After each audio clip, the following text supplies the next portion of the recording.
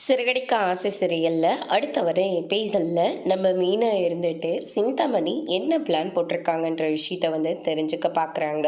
அதுக்கு அடுத்ததா அவங்களுக்கு ஒரு பெரிய ஆர்டர் வருது. அந்த ஆர்டரை நல்லபடியாக செஞ்சு கொடுக்கணும் அப்படியே சொல்லிட்டு மீனா நினச்சிக்கிட்டு இருக்காங்க.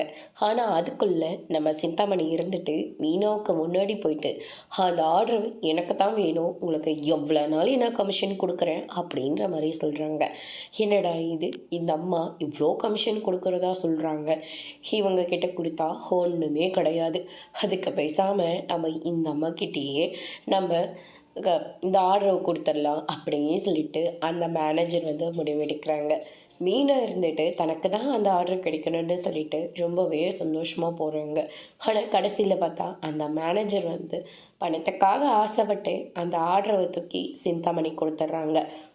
மீனா கிட்ட போயிட்டு ரொம்பவே நக்கலாக பேசுகிறாங்க. என்ன, எல்லா இடத்துலையும் நீ மட்டும்தான் நிற்கணும்னு ஏதாவது இருக்கா என்ன?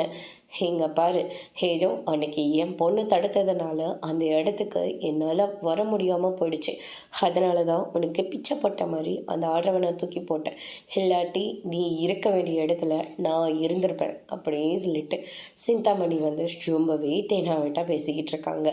அதுக்கு அடுத்து தான் பார்த்திங்கன்னா இந்த பக்கம் நம்ம விஜயா இருந்துட்டு எப்படியாவது சிந்தாமணி கிட்ட பேசி அந்த 7 லட்ச ரூபாய் பணத்தை வாங்கிட்டு அவள் மேலே தூக்கி எறினான்னு சொல்லிட்டு சிந்தாமணிக்கு ஃபோன் பண்ணுறாங்க. அதோட இன்னைக்கான பிரம முடிச்சிருக்காங்க. இனி சிறைகடிக்க ஆசையில் அடுத்தடுத்து ஏன் நல்லா நடக்க போது வெயிட் பண்ணி பார்க்கலாம். தேங்க்யூ.